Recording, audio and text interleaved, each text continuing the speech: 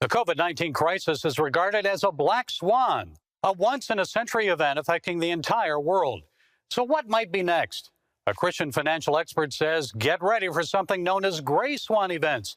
Trends we're already experiencing. They're likely to transcend the pandemic. Crown Financial CEO, radio host Chuck Bentley. The gray swan is an event that is obvious. It's out in the open. People see it. They know that it's there. They know it's a significant threat, but they tend to ignore it and do nothing about it. Bentley explains this further in his new book, 7 Gray Swans, Trends That Threaten Our Financial Future. Among the 7, the global move toward digital currency and a cashless society.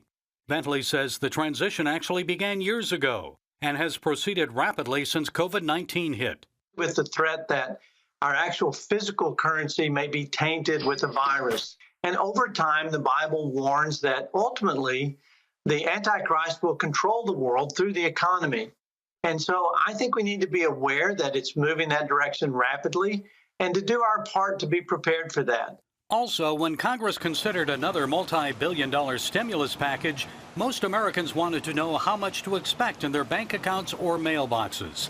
Bentley warns temporary relief payments could easily turn into a permanent, universal basic income program. Those type of programs are very hard to stop. But my hope is that we will not endorse this policy to see that continue, because ultimately we can't afford it.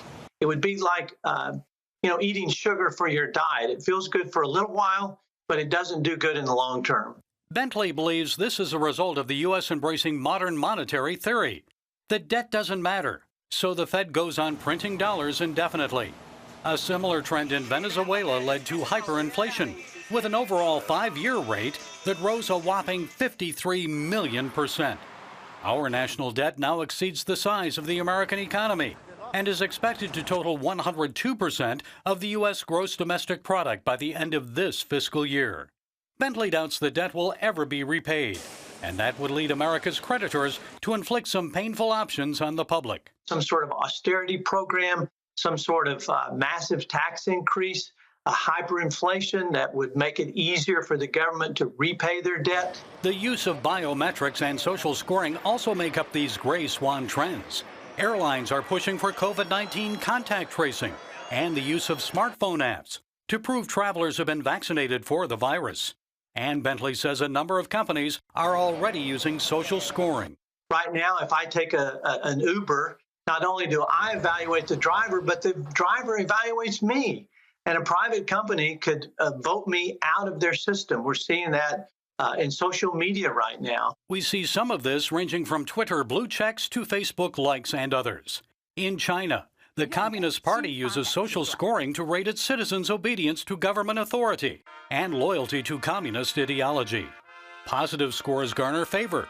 Those with low scores are denied jobs, travel benefits, and education. Eventually, such a system could prove dangerous for Americans unwilling to comply with acceptable speech and cancel culture norms. Even getting things like a tax refund, being able to travel, being able to have access to certain properties or buildings or museums, I think it's coming. I think it's one we all need to have a heightened awareness of and to be very careful about supporting the things that allow ultimate control over our free speech. So if the birth pangs of the 7 Gray Swan events are already upon us, how can we prepare and protect our families and investments? Bentley says we must prudently chart a wise path without becoming paralyzed or reacting emotionally.